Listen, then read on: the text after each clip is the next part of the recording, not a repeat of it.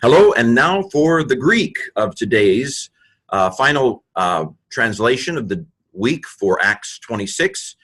So we started off at the end of Acts 25 on Monday, and now we are on day 5, and we're finishing up Acts 26 today. So Paul has explained himself. He's made his defense. It's not a formal defense because he's appealed to Caesar, and so it's no pressure. He's going to be shipped off, and so that's a done deal. And so it's very informal. There's no pressure here. And so Festus, it's nice when there's no pressure. It's kind of like when a congressman retires and, they can actually say what they believe. Paul is going to be shipped off to stand trial in Rome, and Festus and Herod Agrippa II are hearing his case, and Paul has just finished. And so here is the response from the peanut gallery. From Festus and Felix. So him, that is Paul, defending these things, genitive absolute, right? Pronoun in the genitive, participle in the genitive. This is apologeo, so it's a present middle participle, genitive masculine singular. So him defending these things, Festus, with a great voice, says, "You're crazy, Paul." So this is from Meinomai, its deponent. We see it down here, Meinomai. You're crazy. You've gone mad, Paul. This is second person singular, present middle deponent, indicative from Meinomai. You've gone crazy, Paul. You've gone insane. You're crazy. The many letters are making you into insanity. Or in the King James, much learning hath made thee mad. I'm going slightly mad. Anyway, so basically, Festus is saying, you've been thinking too much, Paul. Such men are dangerous. Anyway, 25. And Paul responds, I'm not crazy, he says, most excellent Festus. But words of truth and sobriety I am pronouncing. And again, we've seen this word before, apophthengomai. I think we saw it in early Acts of Peter. It's present, middle, indicative. I think it could be deponent. I'm not 100% sure whether it is or not. Perhaps I can look very quickly. Yes, it is deponent. But the idea is here, it's a prophetic announcement of sorts. It has a divine connotation. I'm not crazy. And of course, there was a connection sometimes made in this time between insanity and the gods. I forget who said it. Those whom the gods love, they make crazy. Those who were insane were thought to be blessed by the gods to some extent in the ancient world. But anyway, Paul says, I'm not crazy. I am speaking words of truth and of sobriety. So verse 26, for the king, that is Agrippa, knows concerning these things, to whom also I am speaking, being bold. Being bold. This is a present passive participle from peresiazo, I believe. Anyway, I'm not seeing it fast enough. Come on. Yeah, it's peresiazomai. So they have it as deponent in my little vocabulary here.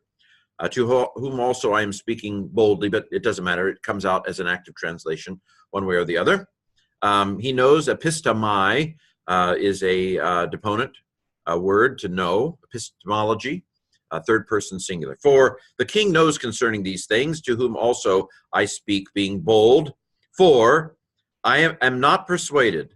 I am not persuaded him to not know of these things. For him to have not seen, for him to not realize, for him to have forgotten, for him to not have noticed nothing of these things. Greek uses double negatives. Basically, Paul's saying, I'm not convinced that Herod Agrippa doesn't know about these things or hasn't noticed these things. And so he can fill you in on it.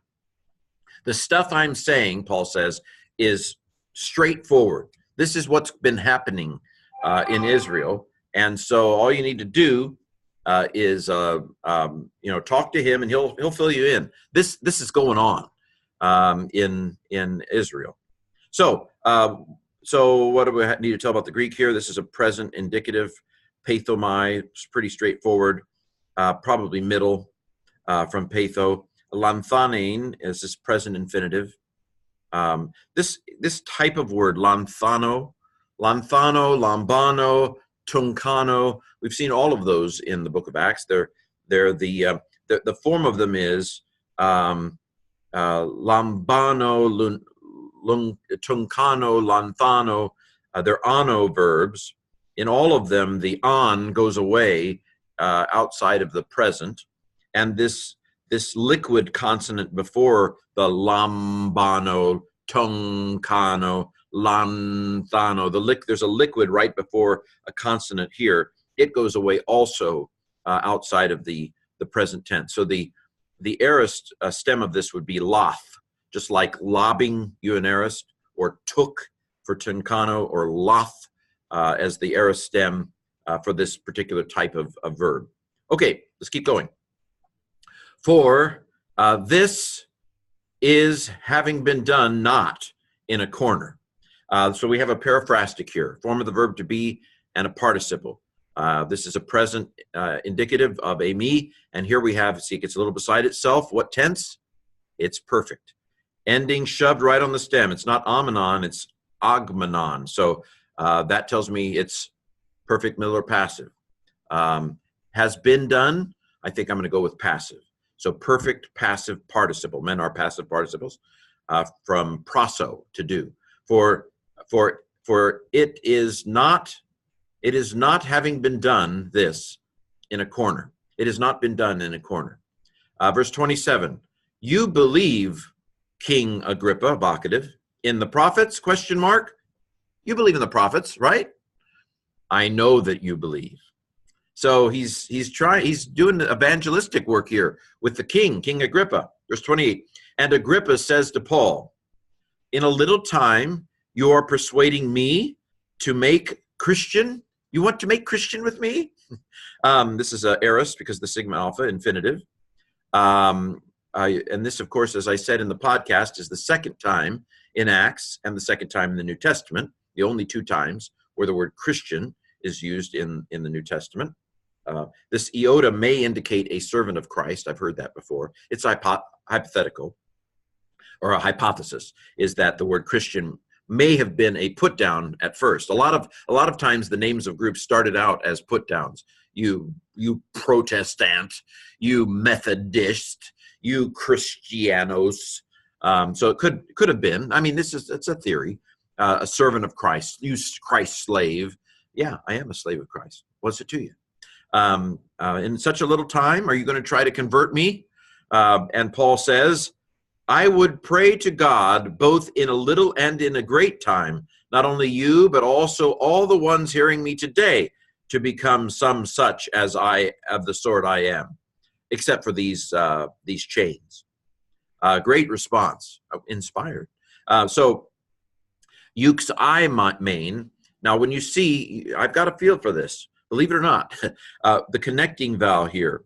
When you see an oi or an I or an a, epsilon iota, when you see a alpha iota, omicron iota, or an epsilon iota as the connecting vowels in between the stem and the ending, you should think optative. Now, there aren't a lot of optatives in the New Testament. Luke has quite a few, but then again, Luke's pretty educated. And so this is an indication that we have an optative here. A xi is the key to the hidden sigma. So we have a hidden sigma alpha. It's an aorist optative, first person singular. Amen, ueta, first person singular ending. See my video with the Greek songs if you want to know what these songs are for. So this is an aorist middle deponent, because it's euchomai, which is to pray. It's deponent. Oh my, it's deponent. So it's an aorist middle deponent, optative, first singular from euchomai. This is, the on is a little bomb that throws everything up in the air, makes everything contingent. It's a sign of the fact that we're dealing with wishes here. We're not dealing with statements, we're dealing with wishes. And so you might translate this, I would to God that it was so. I would pray, the word would could come out with the optative. I would pray to God. That's an optative of wish. Would to God that both in a little time and a great time, not only you, but also all the ones hearing me today would become such. Optative of wish, I would say. May or potential optative. There are two uses of the optative. Optative of wish, may the very God of peace sanctify you wholly. There's optative of wish, and then there's the potential optative. I guess this would be a potential optative. I would pray. I would pray to God. Okay, it's kind of the same. We get the same basic idea. Present participle. My aunt is an active participle. Akuo, present stem. Present active participle. Accusative masculine plural. Article never lies. To become, gen, G-E-N, indicates that it's aorist, because it would be G-I-N if it was present. So this is an aorist middle deponent, genomai, infinitive, such. Now, I can't see because of my toolbar the rest of the line, but I know it says something like, such of the sort as I am, except for these chains. So, perhaps Paul, he could be speaking figuratively, but he could literally be in chains. It's possible. Quite possible. Hate to think of him being in chains literally for 2 years, but could be. Okay, and here we get to the end of the chapter. So here Paul has appeared before them. He's given his defense. They've said, "You're going crazy. You've studied too much, Paul." And Agrippa, "Are you going to try to make me a Christian?" I mean, it's interesting. He's got them on the defensive. Really, their conscience is bothering them. God, the Holy Spirit is speaking into them. What if this guy is right? And you get riled up. You get angry when your conscience is bothering you, or you get fearful. I mean, when your conscience is bothering you and you're on the defensive, you're like, I mean, that's like getting somebody in the corner. You're going to get bit. Verse 30. And the king rose. This is the aorist of anistemi, third person singular, aorist, active indicative, or it could be kind of looks. I'm going to go with aorist active indicative third singular from anistemi. And the king arose, and the governor Festus, and Bernice, and the ones sitting with them. So sung kathemai, it looks like it's present. Present kathemai, it's deponent. Present middle deponent participle, men are passive participle, or middle participles. Nominative masculine plural from the oi. And the ones who were sitting with them. This is an adjectival participle because that is the article. Ken's rule, if it has the article, use who or that. The ones who sitting with them. And then stage 3 translation is smooth it out, fix it. The ones who were sitting with them. Verse 31. And having withdrawn, they were speaking to one another, reciprocal pronoun. They were speaking, or they began to speak with each other. Could be an inceptive and imperfect. It's imperfect because it has all the letters of the present stem, laleo, with an augment, and of course, endings. A little crash there because it's laleo. We call those contract verbs when the stem ends with a vowel, and it crashes with the ending. Sigma alpha is aorist. My aunt is a active participle, aorist active participle from anakoreo, having withdrawn. They were speaking to one another, saying, present active participle, quote, probably don't translate the Hody here with a direct quote, just put quote, nothing of death or of bonds worthy, something has done this man. So for emphasis, it puts the nothing first. This guy is basically innocent. Why are we sending this guy to Caesar? We should just let this guy go. Oh, too late. So nothing, accusative, neuter, singular, something, nothing worthy of death or of bonds. This is worthy, axios. This demonstrative pronoun, man, is doing. It's maybe a historical present. This man did, but it's this man's doing, present tense. Verse 32, and Agrippa to Festus said, Phiemi, it's the aorist of Phiemi. Agrippa to Festus said, this man, here's the nominative, find the nominative. This man was able to have been released if not he had appealed to Caesar.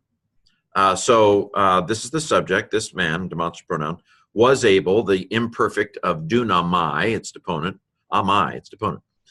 Third person singular, imperfect deponent, indicative. This is a perfect infinitive. See, the lambda got a little beside itself and put an epsilon there. Actually, the ending, the infinitive ending is shoved right on the stem because apoluo. So it is a perfect passive infinitive.